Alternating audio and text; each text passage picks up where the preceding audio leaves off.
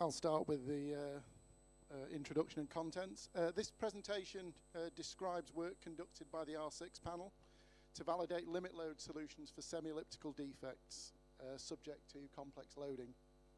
I expect most of you will be very familiar with the R6 defect assessment procedure, but you may not be familiar with the work of the R6 panel, so I will briefly introduce both. Then I'll describe the background to the limit load solutions of interest. This will be followed by brief details of the finite element analyses we conducted. I'll discuss key findings from the validation work, and conclusions are drawn in the final slide.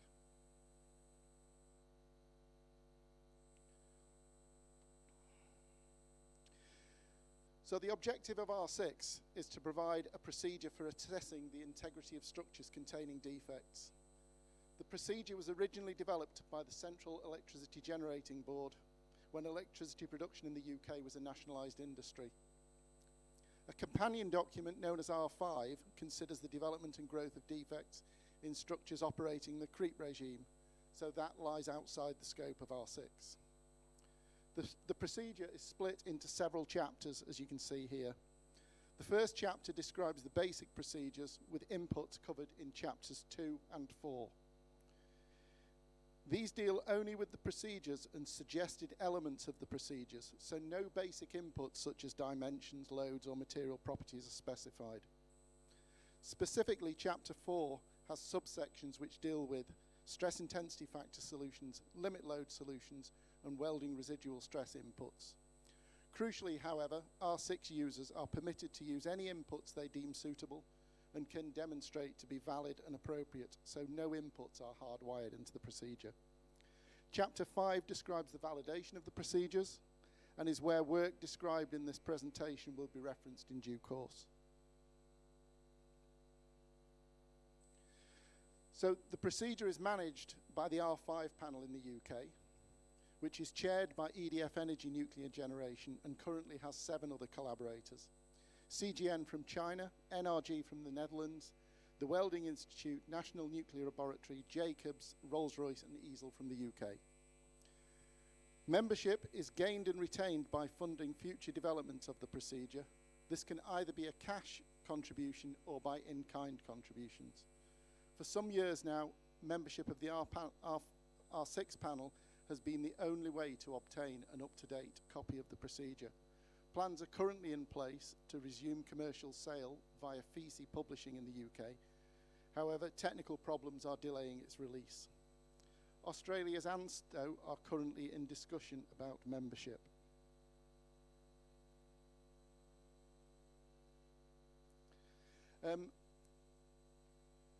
This paper describes work conducted as part of the in-kind contribution by Easel. Very brief plug. Forgive me, we are a firm of engineering consultants based in Altrincham near Manchester in the UK. We are experts in structural integrity related design, analysis and assessment for highly regulated safety critical industries. We have an unbroken record of support to the UK nuclear generating fleet for over 30 years, mainly comprising advanced gas-cooled reactors. Our experts are also contributing to fusion energy projects at ITER in France and at JET, MAST and STEP in the UK. So on to the limit load solutions. So the Goodall and Webster solution, which is in Amendment 11 of R6, considers surface cracks in finite-sized plates subject to tension, bending and combined tension and bending. It is recommended for positive forces and moments. Crack face closure is not considered when the part of the defect is in the compressive zone, i.e. the crack face closes are permitted to overclose. It can be simplified for pure tension or pure bending and can be modified to cover extended surface cracks or through wall cracks. It's predicated on constant depth surface defects and hence conservative when used to assess semi-elliptical defects of the same length. These local solutions by lie, also in Amendment 11 of R6, consider surface cracks in finite-sized plates, subject to tension, bending, combined tension and bending. They are recommended for positive forces and moments, and again, like the other solutions, Crack face closure is not considered, and crack faces can therefore overclose. And this can be simplified for pure tension or pure bending. The global limit load solutions for plates with surface cracks under combined end force cross-thickness bending were developed by Lai and Fox in 2011. These were developed further by Lai and Budden, as you see here, in 2015, to consider biaxial forces and cross-thickness bending. Again, the solutions offer rectangular defects based on neck section collapse. In 2009, Aird and Lai presented comparisons against global limit load solutions derived from finite element analysis. These considered load and displacement, load versus displacement derived from elastic, perfectly plastic Ricks analysis. In 2014, Aird validated the Lai and Budden solutions for extended surface cracks under biaxial forces and cross-thickness bending. Here, the finite element analysis evaluated elastic plastic J's to produce an R6 option 3 failure assessment curve. Only one aspect ratio and a limited range of depths were considered. The existing solutions did not account for bending stress parallel to the crack plane. Hence, Lai extended the existing solution to include this loading effect in 2020. Finite element analyses have been used to derive option 3 failure assessment curves to validate the Lai and Budden limit load solutions. A number of models have been created which all essentially model a plate containing a semi-elliptical surface crack. Only 1/4 of the plate is modelled, taking advantage of 2 planes of symmetry with appropriate boundary conditions. The normalised plate geometry is common to all analyses. 3 depth to thickness ratios have been analysed, 0.2, 0.5 and 0.8, and 3 crack aspect ratios, 0.2, 0.6 and 1 have been analysed. In all models, 8-noded 3-dimension elements have been used, which are C3D8s in Abacus version 6.14.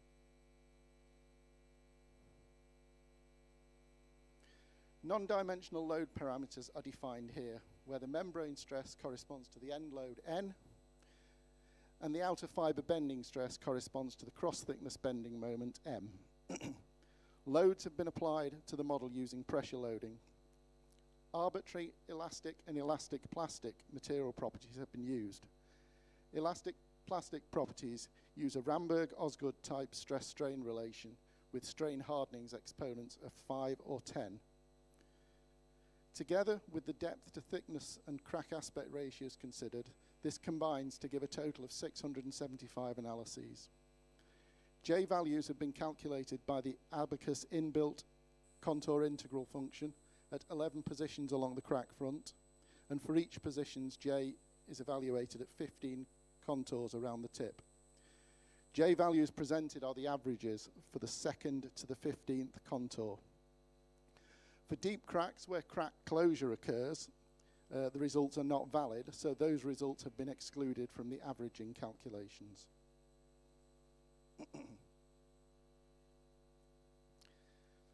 Results are presented in the form of failure assessment curve plots with total J over J elastic versus the ratio of reference stress to the yield strength, which is also known as LR, or the proximity to plastic collapse. Here the LR values are calculated based on Lai and Budden global limit load solutions. For comparison purposes, the R6 option 1 and option 2 failure assessment curves obtained using the usual formulations in R6 are also presented. Values of LR factored by 80 and 90% are also shown and used to assess the margins to options 1 and 2 failure assessment curves. The results shown here are specific to the hardening exponent n equals 5. They are also for the case of tension with through thickness bending with and without lateral stresses. Results for n equals 10 and the other loading types are available but are not presented here. Looking in more detail at 2 of these plots, the total J values are taken from the location with the maximum J along the crack front. These values are then normalized by the maximum elastic J value between the deepest and the surface point for the same loading levels. These locations may differ. This is consistent, though, with the R6 method. The The R6 option 1 curve has been found to be bounding for most cases except high aspect ratio for deep cracks where it is not conservative between 0.5 and 0.9. However, it is bounding for all cases if the 90% factor is used. The R6 option 2 curve has similar trends to the option 1 curve. The option 2 curve is conservative for all cases at LR below 0.7. For LR above 0.7, the option 2 curve is bounding if the 90% factor is taken into account. The results show that the option 1 and option 2 curves are not conservative for very deep cracks with very high aspect ratio and at some through thickness bending ratios. The distribution of J around the crack front for a high aspect ratio crack at different depths are shown here for the elastic and the elastic plastic cases. At shallow to medium depth, the maximum J is located at the deepest point on the crack front for both the elastic and the elastic plastic model. Is that the pointer? Which is the pointer? That.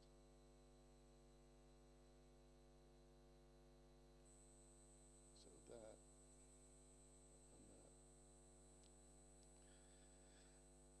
and there. At shallow to medium depth, the maximum J is located at the deepest point on the crack front for both the elastic and elastic plastic. For a deep crack, the maximum J moves to between the surface and deepest point, and the location of maximum J differs between elastic and elastic plastic models. So there and there.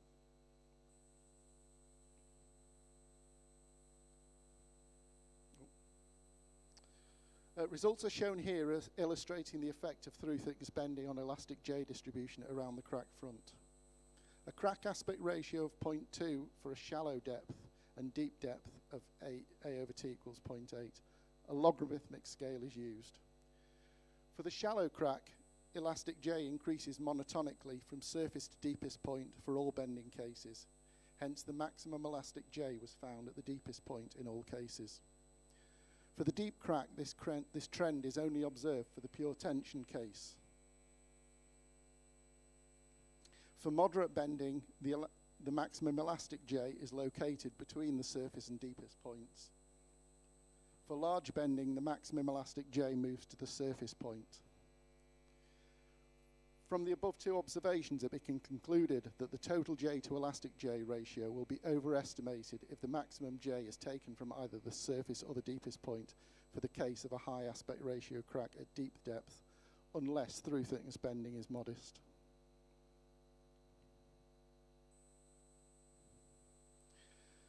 So, to conclusions, limit load solutions for plates containing surface cracks under combined tensile loading perpendicular to the crack face, positive cross-thickness bending for a crack opening moment, and membrane stress parallel to the crack face are validated through finite element analysis. The limit loads for crack plates are characterized by the relationship of J over J elastic versus LR and compared with options 1, 2, and 3 failure assessment curves. Firstly, the exceptions. For a high aspect ratio, deep crack, R6 option 1 and 2 FACs may be non-conservative if the maximum elastic J is taken from either the deepest or the surface point. This is because the maximum elastic occurs between the surface and deepest points for such a crack at deep depth. For shallow cracks, the maximum elastic J depends on the normalized crack depth and through thickness bending ratio. For deep cracks at moderate through thickness bending ratios, the maximum elastic J is located between the surface and the deepest point. In conclusion, therefore, option 1 and option 2 FACs show the limit load solutions are generally conservative, though 90% factors are required for some cracks. Obrigado.